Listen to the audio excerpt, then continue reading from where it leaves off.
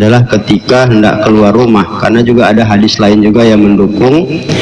Itu diungkapkan juga oleh Aisyah juga, karena Rasulullah sallallahu alaihi wasallam iza kharaja min baitihi, adalah Rasulullah itu apabila mau keluar rumah, ya yaqulu, dia berkata, dia mengucapkan bismillahi tawakkaltu 'alallah wala haula wala quwata illa billah.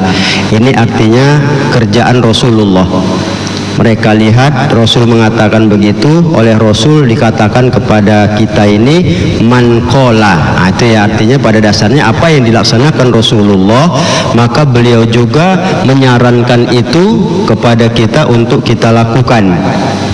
Jadi hadis ini dari Anas bin Malik ini adalah satu ya anjuran Rasulullah untuk setiap mau keluar rumah ya baca dia bismillahi tawakkaltu 'alallah. Ya, dengan nama Allah aku bertawakal kepada Allah, wala haula wala quwata illa billah, yang tidak punya daya upaya dan kekuatan kecuali milik Allah. Ini doa kalau kita pahami sangat indah sekali, ya, memberikan satu perlindungan kepada kita. Maka sampai dikatakan oleh Rasulullah yuqalu lahu, dikatakan kepada orang yang membaca itu ketika keluar rumah, budita, ya, engkau ditunjuki, ya, wa wukita, engkau akan dipelihara, wa kufita, dan akan dicukupkan. Jadi orang yang membaca itu, kata Rasulullah, dikatakan kepadanya dia ditunjuki, dicukupkan, dan dipelihara. Maka Rasul memberikan informasi apa sebenarnya yang terjadi di balik itu. Ya, Rasulullah orang yang Allah berikan ya ilmu yang luar biasa, maka dia ya mengatakan ya qala syaitanu li syaitonin akhar, berkata setan yang satu kepada setan yang lain. Karena terus terang aja kita ini tidak pernah lepas dari gangguan setan. Maka setan itu berkata pada setan yang lain, kata Rasulullah, ya kaifalaka, bagaimana kau, ya, birojulin, ya, menghadapi seseorang yang sudah ditunjuki, dijaga, dan dicukupkan. Ini kan artinya membuat setan bingung juga kalau kita lihat, ya. Orang yang membaca doa ini berarti dia berserah diri kepada Allah, berarti Allah melindunginya, menunjukinya, dan menjaganya. Nah, siapa yang mampu menembus perlindungan Allah seperti ini? Inilah yang sebetulnya kadang nampaknya sepele dilakukan, tapi kadang-kadang kita ya nyatanya luput. Kalau udah keluar rumah melompat aja selesai, doa enggak, apa enggak, ya. Itulah yang kadang-kadang bisa jadi celaka itu kan. Ini kan hal-hal yang sebenarnya perlu menjadi ya satu perhatian kita. Dari satu sisi dengan bismillah berarti kita mengawali satu perbuatan dengan nama Allah. Dengan bismillah berarti kita mengingat Allah. Dengan bismillah kita bilang kita sadar tidak ada yang lepas dari Allah. Nah, ketika kita bertawakal, kita tahu kelemahan kita, kita sadar ke depan ini kita tidak tahu apa yang bakal terjadi, ya untung atau tidak. Nah, inilah kalau kita, apalagi kita sudah memahamkan ya bagaimana ya hari Rabu itu ya subuh Rabu, pengertian-pengertian tawakal itu kan, ya bagaimana kita siap untuk itu. Kalau sudah ditunjuki oleh Allah, kita siap menghadapi apapun yang akan terjadi. Tidak akan melemahkan kita, tidak akan membuat kita itu down, istilahnya itu putus asa dan sebagainya. Apapun yang akan Allah berikan pada saat ke depan ini, kita sudah siap. Yang baik pun kita akan terima dengan kesyukuran, yang tidak enak pun yang ditahan, kita diuji, kita akan hadapi dengan kesabaran. Berarti itu orang ditunjuki. Tapi kalau tidak akan jelas kecenderungannya kan ketika dikasih lupa diri, ketika ditahan dia tidak sabar, mengeluh dan sebagainya, berarti orang tidak ditunjuki dia.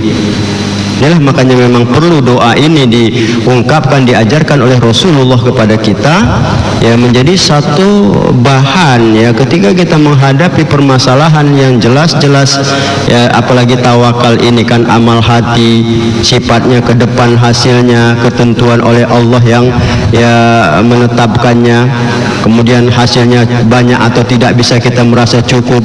Nah, inilah kalau kita lihat pada pemahaman tawakal pada subuh Rabu yang lalu, itu hubungannya dengan hadis ini sangat kuat sekali hubungannya ya, sehingga pada dasarnya insya Allah kita tuh sudah batin kita, hati kita, jiwa kita memang sudah siaplah menghadapi kenyataan-kenyataan yang ada. Itulah kuatnya orang Islam itu sebenarnya.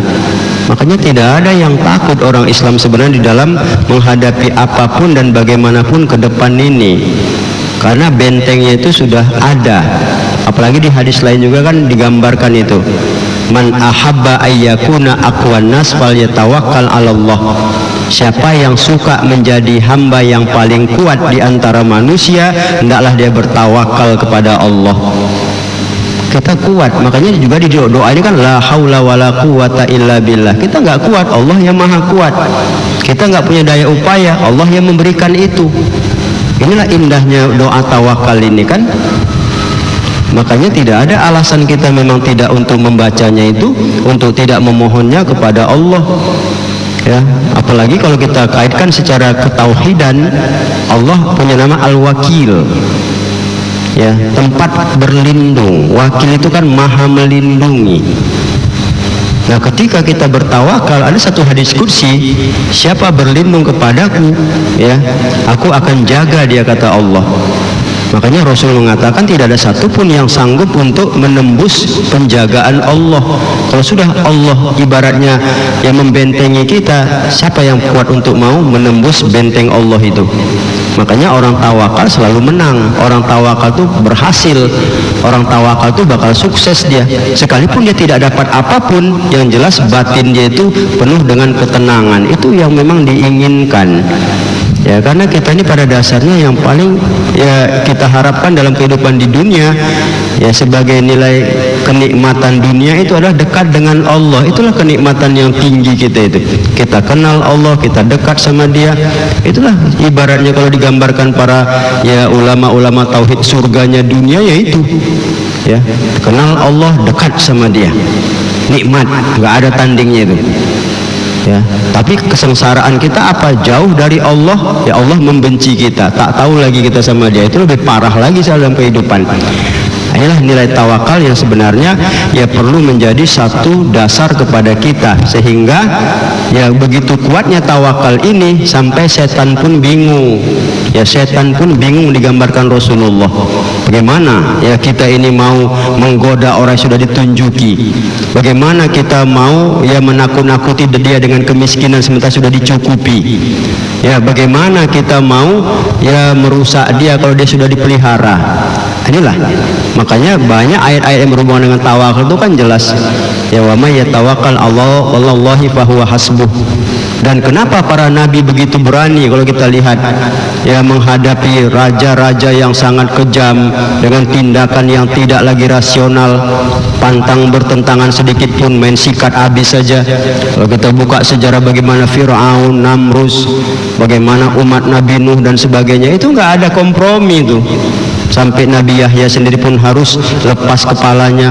Berarti kan tidak ada kompromi. Tapi kenapa mereka itu siap? Karena tawakalnya itulah yang membuat mereka itu tidak ada kekhawatiran. Dan ini kan diwariskan kepada kita sebagai umat Nabi Muhammad. Nanti ke depan nanti kita bicara tawakal ya pada berikutnya itu ada ya bagaimana dalam perang, bagaimana dalam kehidupan dalam rumah tangga, ekonomi, sakit dan sebagainya. Ternyata semua memang membutuhkan tawakal dalam kehidupan yang kita jalani. Itulah yang membuat kita kuat, kita nyaman, ya kita terasa tenang dalam kondisi apapun dan bagaimanapun. Makanya sampai digambarkan ya oleh Ibnu Qayyim, kalaulah boleh dikatakan separuh agama itu berada di tawakal. Ya, separuh dari iman itu juga berada di tawakal. Itu ungkapan Ibnu Qayyim yang bukan menjadi satu dasar. Artinya bukan berarti itu ada hukumnya, tapi begitulah gambarannya bahwa tidak ada satu lini kehidupan yang tidak lepas dari